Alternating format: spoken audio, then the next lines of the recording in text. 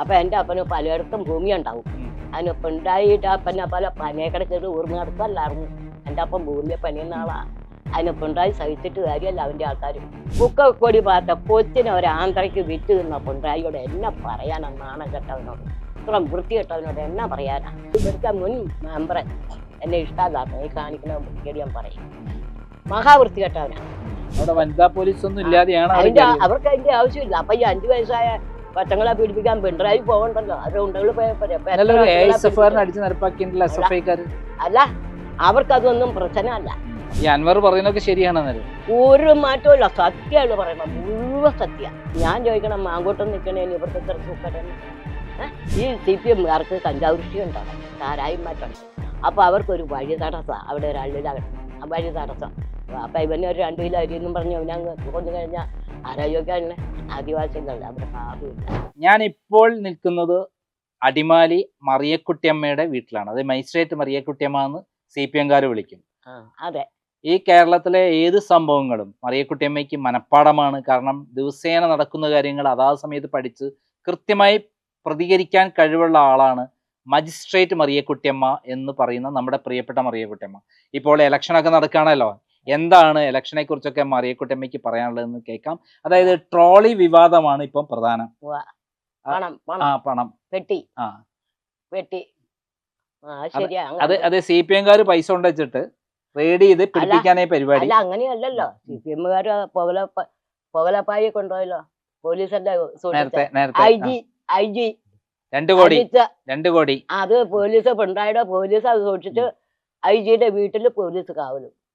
കോൺഗ്രസ്സുകാർക്ക് കാവലില്ല, പോലീസില്ല. അതുകൊണ്ട് അവരുടെ പിടിക്കാൻ ബുദ്ധിമുട്ട്. ആ പോലീസ് കാക്കും അല്ലേ? അങ്ങനെയല്ലേ? അതായത് നമ്മുടെ ലോട്ടറി രാജാവിന്റെ അടുത്ത് നിന്ന് 2 കോടി വാങ്ങി പുകലപ്പായി കൊണ്ടുപോയി. പിന്നെ കരിമണൽ കടത്തിന്ന് പൈസ മേടിച്ച് പുകലപ്പായിൽ കെട്ടി തിരുവനന്തപുരത്ത് എത്തിച്ചു എന്നാണ് പറഞ്ഞിരിക്കുന്നത്. അവിടെ പോലീസ് കൈമാറി. ആംബുലൻസ് കയറ്റി പോലീസ് അവരുടെ കൊട്ടാരത്തിലേക്ക് കൊണ്ടുപോയി, ജിജത്തിന്റെ കൊട്ടാരത്തിലേക്ക്. IG എന്നിട്ട് അവനെ തരം താത്താൻ അപ്പൊ നോക്കിയില്ല, ജോലി കളയായി. നോക്കി കഴിഞ്ഞാൽ പിണറായിയുടെ കെട്ട് കെട്ടും. കാരണം ഇതെല്ലാം പോകും. ഈ IG-യും പോലീസെല്ലാം ഇത് സൂക്ഷിച്ചോണ്ട് കൊടുത്തേ. ആ വാർപ്പ് സഹിതം പട്ടാന വരെ ഞാൻ കണ്ടു. ഇനി അവിടെ ഇത് ഉരുക്കിയ പാത്രങ്ങൾ ഇരിക്കണം, ഉരുക്കണം. അവിടെ പോലീസ് പോയി കാവലിക്കേണ്ട കാര്യം കേട്ടോ. തട്ടാന്റെ അടുത്ത് IG ഉണ്ടായിരുന്നു. IG ജിജിത്ത് ആ കാച്ചി. എന്നിട്ട് പിന്നെ സുരേഷ് ഗോപി അവിടെ ആംബുലൻസേ വന്നെന്ന് പറഞ്ഞു. ഈ സുരേഷ് ഗോപി ആംബുലൻസേ വന്നെന്ന് പറഞ്ഞെങ്കിലല്ലേ ഇവന് RSS-കാരെ കാണാൻ പോകേണ്ട കാര്യമുണ്ടോ? ഈ പോലീസുകാരന് ഈ വാർപ്പിൽ രക്ഷപ്പെട്ടെങ്കിൽ RSS-കാരെ കാണണം. BJP-നെ കയ്യിലെടുത്ത് പിന്നെ നിലയ്ക്കാനാണ് പിണറായി പറഞ്ഞു വിട്ടതാ. അല്ലാതെ അയാളുടെ സ്വന്തം മനസ്സാലോ പോയതല്ല. അയാളെ ഇന്നും മാറ്റിയാൽ പിണറായി കടലിൽ മുങ്ങിയാൽ മതി. കാരണം ADGP അജിത് കുമാർ ദത്താത്രേയ ഹൊസബിള്ളയെ കാണാൻ പോയി.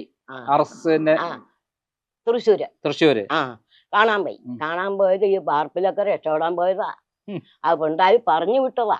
അല്ല, പിണറായി എന്ന് പറഞ്ഞാൽ അയാൾ ഈ കൈ ശുദ്ധി പറയണ്ട. 2 കൈയിലല്ല ശുദ്ധീകരിക്കണം, ഹൃദയത്തിലാണ് ശുദ്ധി. ആ ഹൃദയ ശുദ്ധിയുള്ളവർ ഭാഗ്യന്മാർ, അവർ ദൈവത്തെ കാണും. ഹൃദയം എന്ന് പറയുന്നത് കോടാലി പിണറായിയുടെ കയ്യെ ചോര പറ്റിയതാ. ആ ശുദ്ധിയല്ല, കോടാലിക്ക് വെട്ടിക്കറിയതാ. അയാൾ പലപ്പോഴും പറയാറുണ്ട്, പണ്ടത്തെ സ്വഭാവം അല്ല, ഞാൻ കോടാലിക്ക് വെട്ടിക്കറിയ കൈ, അതിപ്പോ ഞാൻ ചെയ്യുന്നില്ല. ഇപ്പൊ ചെയ്യണ്ടല്ലോ, അവന്റെ ഗുണ്ടകൾ ചെയ്താ പോരെ അല്ലേ? ഇത് ഞാൻ കണ്ടതും കേട്ടു.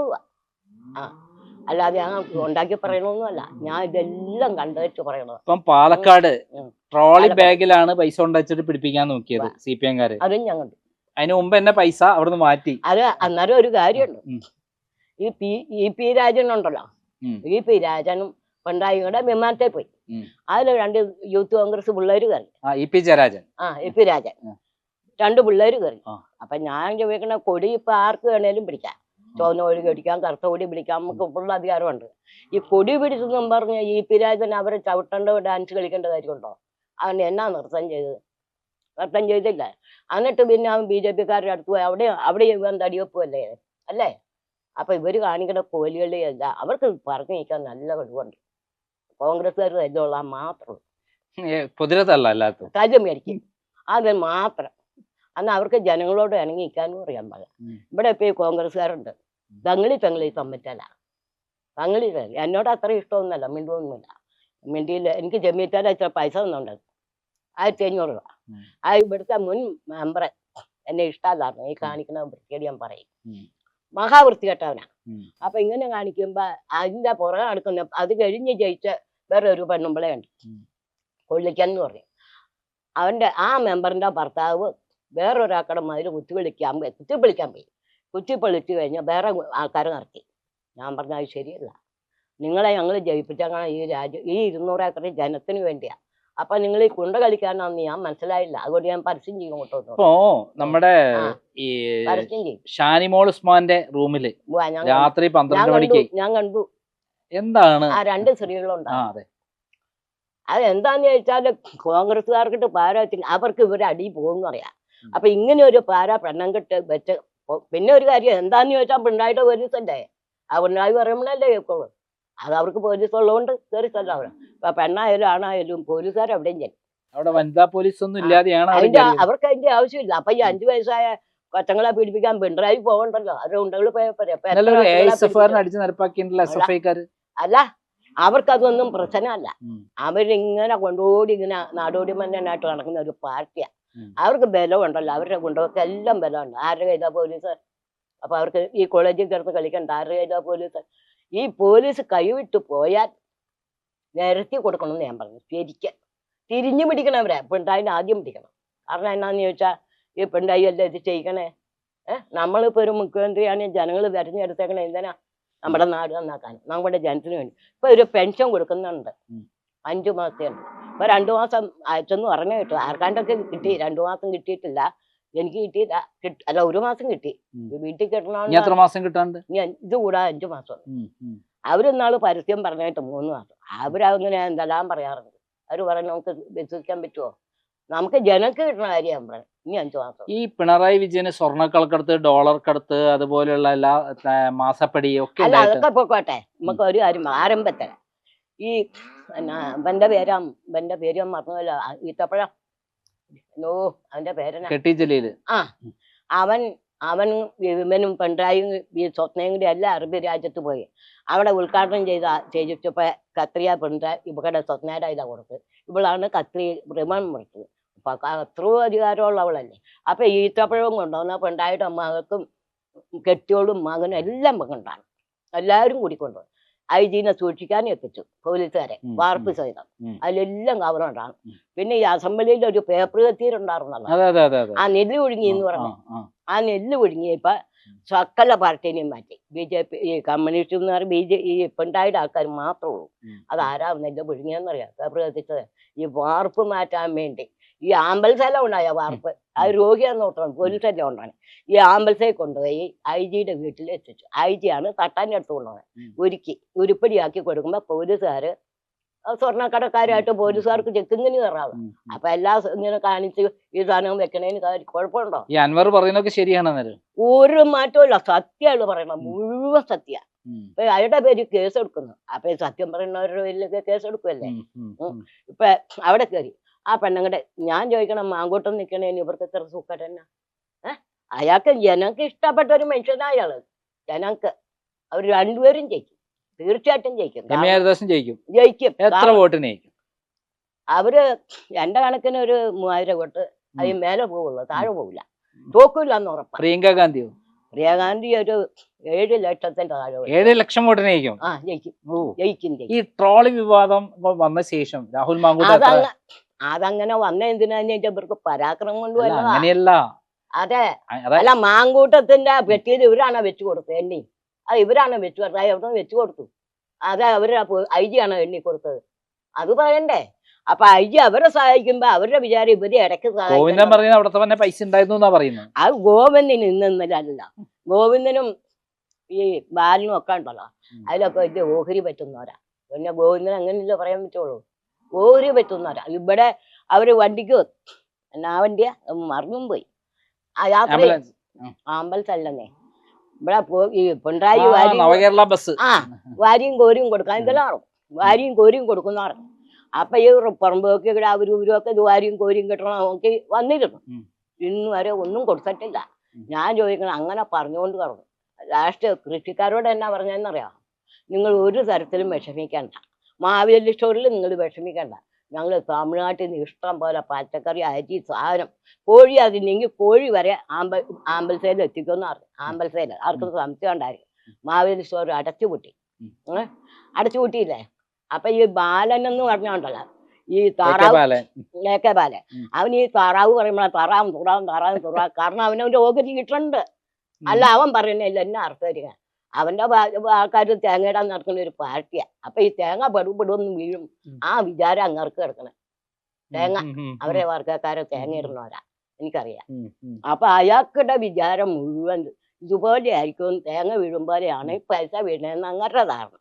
ഗോവിന്ദൻ ഇതുപോലെ എന്തോരം ഫോട്ടോ വെച്ച് ഗോവിന്ദന്റെ ആൾക്കാര് നോക്കണില്ല. പാർട്ടിക്ക് ഒരു കിടക്കയായിപ്പോയെന്നല്ലാതെ ഗോവിന്ദനെ ആര് നോക്കിയെന്ന് ഈ ഗോവിന്ദന്റെ ഭാര്യയല്ലേ, ശ്യാമളയല്ലേ നമ്മളെ ഇവിടെ ഇപ്പം ദിവ്യേനെ കാണാൻ വേണ്ടി ഓടിയെത്തിയിരിക്കുന്ന ജയിലില്? ദിവ്യേനെ കാണാന്ന് പറഞ്ഞു. അവളൊരു ഉണ്ണിയാർച്ചയല്ലേ, അവളൊക്കെ കൂടിയല്ലേ ഒരു മനുഷ്യന്റെ ദേഹത്ത് കരിവേല ഒഴിപ്പിച്ചത്.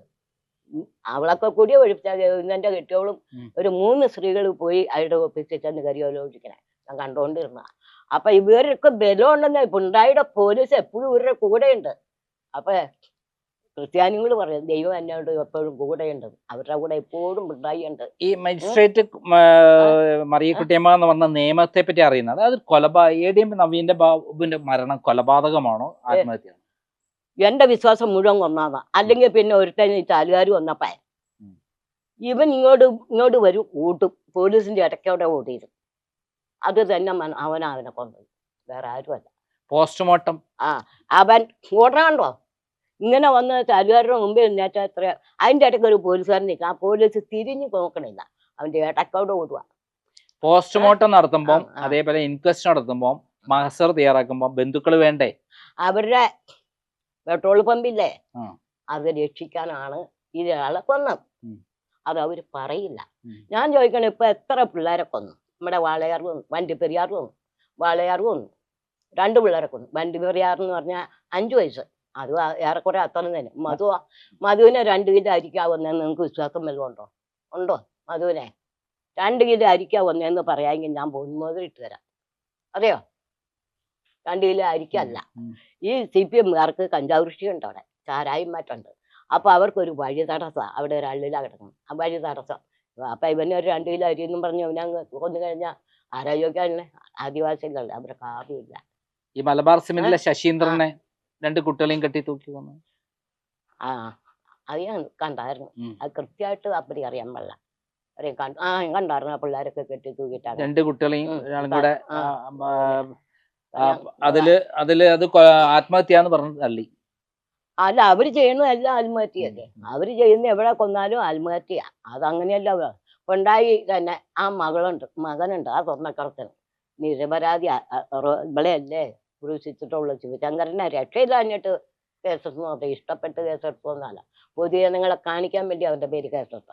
ഈ പിണറായിനും വിജയനും എന്നോട് തൊടാത്ത എന്താ? ഈ BJP ഗവൺമെന്റ് തൊടാത്ത അവന്റെ ഗുണ്ടകളുള്ളതുകൊണ്ട്. അവർ ഇഷ്ടം പോലെ BJP-ക്കാരെ അപ്പടി ഞാൻ കുറ്റം പറയില്ല. കാരണം എന്നാന്ന് ചോദിച്ചാൽ അവര് ഇവര് BJP-യുടെ കുറ്റം പറയും, ഇഷ്ടം പോലെ പറയണ്ട്.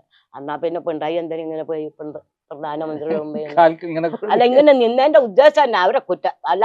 എന്തു പറഞ്ഞാലും അവര് സഹായിച്ചു, കോൺഗ്രസ്സുകാർ അവരെ സഹായിച്ചു. ഇവര് ഏത് രീതിയിലും പറയാനറിയാം ഇവർക്ക്. അതുപോലെ പൊക്കക്കൊടി പോയ കൊച്ചു പോയുള്ളൂ. ആ കൊച്ചിന് ഒരു ആന്തരക്ക് വിറ്റു, നോട്ടും എടുത്തില്ലേ. ആ പെണ്ണ് എത്ര നാൾ സമരം ചെയ്തു. CPM-ന്റെ ആളല്ല പെണ്ണിന്റെ അപ്പൻ. വർഷങ്ങളോളം ആ പെണ്ണ് വനിതാ കമ്മീഷന് കൊടുത്തു. ആ കമ്മീഷൻ എന്നാ പറഞ്ഞേ,